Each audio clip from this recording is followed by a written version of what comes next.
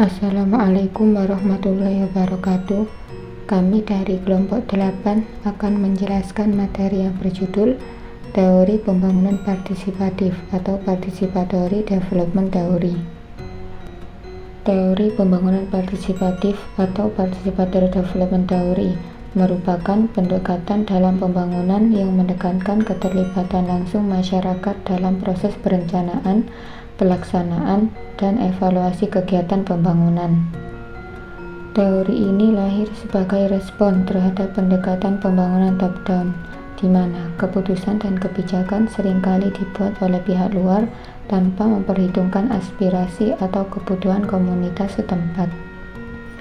Dasar teori ini adalah keyakinan bahwa masyarakat memiliki pengetahuan dan pemahaman yang mendalam tentang kondisi mereka, sehingga mereka lebih mampu mengidentifikasi masalah dan solusi yang sesuai. Dengan melibatkan masyarakat secara aktif, proses pembangunan diharapkan menjadi lebih efektif, berkelanjutan, dan mampu memberdayakan individu serta kelompok lokal. Prinsip-prinsip utama dalam teori pembangunan partisipatif. Yang pertama, partisipasi masyarakat. Teori ini menekankan pentingnya masyarakat lokal untuk ikut serta dalam setiap tahap pembangunan, mulai dari identifikasi masalah, perencanaan solusi, hingga implementasi. Partisipasi ini bertujuan agar program pembangunan benar-benar sesuai dengan kebutuhan dan potensi masyarakat setempat. Kedua, penguatan kapasitas. Pendekatan ini mendorong pembangunan yang tidak hanya memberikan bantuan material, tetapi juga mengembangkan kemampuan masyarakat. Dengan cara ini, masyarakat diharapkan mampu menjalankan program-program pembangunan secara mandiri dan berkelanjutan setelah pendampingan selesai. Ketiga, kesetaraan dan keadilan sosial. Pembangunan partisipatif menuntut adanya keadilan sosial, di mana semua kelompok termasuk yang terpinggirkan memiliki kesempatan yang sama untuk terlibat. Hal ini bertujuan untuk menghindari ketimpangan kekuasaan antara berbagai kelompok sosial dalam masyarakat. Keempat, penghargaan terhadap pengetahuan lokal. Teori ini menghargai pengetahuan dan kearifan lokal sebagai sumber daya penting dalam pembangunan. Pengetahuan lokal dianggap lebih relevan dan seringkali lebih efektif dalam menyelesaikan masalah yang dihadapi oleh masyarakat setempat. Kelima, kemandirian dan keberlanjutan. Partisipasi aktif dalam pembangunan bertujuan untuk menciptakan masyarakat yang mandiri dan mampu melanjutkan program pembangunan secara keberlanjutan, bahkan tanpa dukungan eksternal. Selanjutnya, tokoh-tokoh utama teori pembangunan partisipatif. Teori pembangunan partisipatif dipengaruhi oleh pemikir seperti Paulo Freire yang menekankan pendidikan sebagai alat pembebasan. Kemudian ada Robert Chambers yang mengembangkan metode seperti Participatory Rural Appraisal atau PRA yang memungkinkan masyarakat mengidentifikasi dan memecahkan masalah mereka sendiri. Contoh penerapan. Teori ini diterapkan dalam berbagai banyak proyek komunitas seperti pembangunan infrastruktur pedesaan, pemberdayaan ekonomi lokal, hingga pelestarian lingkungan. Dalam konteks ini, masyarakat bekerja sama dengan pemerintah, LSM, atau lembaga internasional, dengan posisi sebagai subjek aktif, bukan sekedar objek pembangunan. Secara keseluruhan, teori pembangunan partisipatif menawarkan pendekatan yang lebih inklusif dan manusiawi dalam pembangunan, serta meningkatkan kapasitas dan kemandirian komunitas dalam mengelola kemajuan. Meskipun teori pembangunan partisipatif memiliki tujuan mulia dan pendekatan yang lebih inklusif, teori ini juga mendapat kritik terkait penerapannya yang kadang mengalami berbagai kendala dan batasan. Kritik terhadap teori pembangunan partisipatif. Berikut adalah beberapa kritik utama terhadap teori ini. 1. Dominasi elite lokal dan kurangnya inklusivitas. Kritik utama dari teori ini adalah adanya dominasi elite lokal yang bisa memperburuk ketimpangan sosial. Dalam praktik, partisipasi seringkali terbatas pada individu atau kelompok-kelompok yang memiliki posisi atau kekuasaan dalam masyarakat, seperti tokoh adat, pemuka agama, atau pemimpin komunitas. Kelompok-kelompok marginal atau yang lebih rentan seperti perempuan, anak-anak, atau masyarakat miskin seringkali tidak memiliki suara sama dalam proses pembangunan, sehingga keputusan diambil mungkin tidak mempresentasikan kepentingan mereka. 2. Partisipasi yang bersifat formalitas. Dalam praktiknya, banyak proyek pembangunan yang menggunakan istilah-istilah partisipasi hanya sebagai formalitas atau pemenuhan persyaratan donor atau pemerintah. Partisipasi masyarakat bisa saja terjadi hanya dalam tahap awal, seperti saat konsultasi, tanpa melibatkan masyarakat dalam pengambilan keputusan atau evaluasi akhir, sehingga tujuan pemberdayaan tidak tercapai. 3. Ketimpangan kekuasaan dalam partisipasi.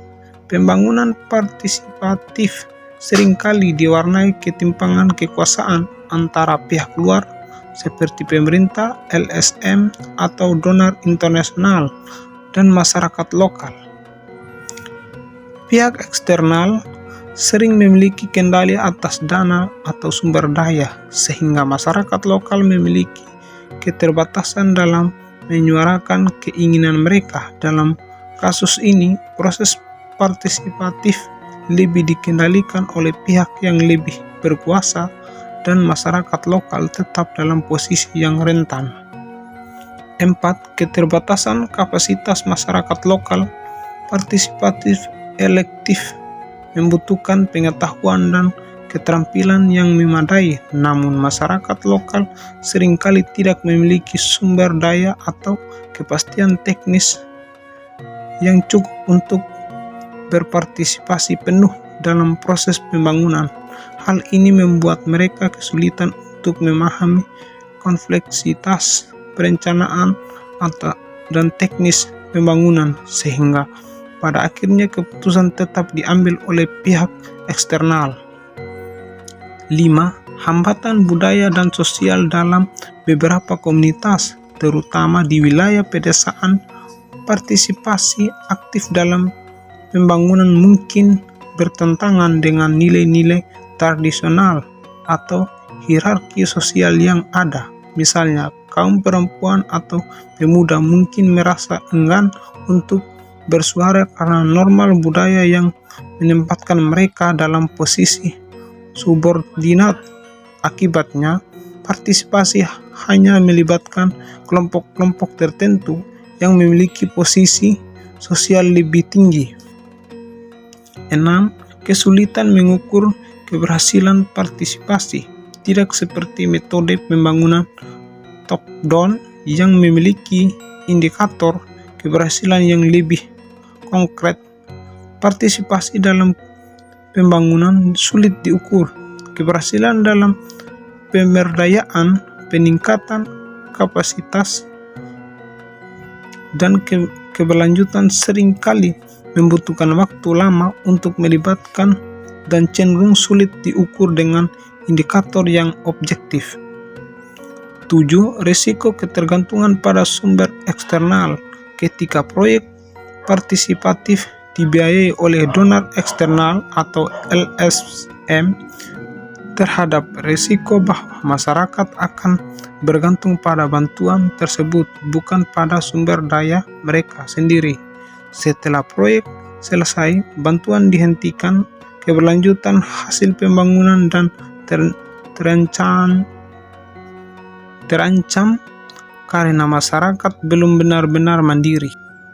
8. Potensi konflik dan kompleksitas sosial proses partisipatif dan memunculkan konflik internal dalam masyarakat, terutama ketika ada perbedaan pendapat atau kepentingan antara kelompok yang berbeda. Masyarakat yang beragam secara sosial dan ekonomi mungkin sulit mencapai kesepakatan, dan tanpa manajemen konflik yang efektif, hal ini juga bisa menghambat keberhasilan proyek. Meskipun demikian, kritik ini tidak serta-merta membuat teori pembangunan partisipatif menjadi tidak relevan. Sebaliknya, kritik-kritik tersebut mendorong adanya perbaikan dalam pelaksanaan pembangunan partisipatif, seperti penekanan pada keadilan, penguatan kapasitas masyarakat, dan pengembangan mekanisme yang memastikan partisipasi masyarakat bukan sekedar formalitas, melainkan proses yang benar-benar bermakna dan berkelanjutan. Contoh kasus kritik teori pembangunan partisipatif dalam proyek pembangunan desa di negara-negara berkembang. Misalnya, meskipun masyarakat dilibatkan dalam proses perencanaan, keputusan akhir seringkali tetap diambil oleh pihak eksternal yang lebih berpengaruh. Atau pada proyek sanitasi komunitas seperti CLTS di Bangladesh, meskipun masyarakat dilibatkan, sebagai dari mereka mungkin merasa dipaksa untuk mengikuti proyek tanpa memahami atau sepenuhnya mendukung tujuannya. Jadi secara keseluruhan, meskipun teori pembangunan partisipatif memiliki keunggulan dalam memperdayakan masyarakat, kritik terhadap menunjukkan bahwa ada tantangan besar dalam memastikan partisipasi yang efektif dan sesuai dengan kebutuhan. Sekian penjelasan dari kami kelompok 8.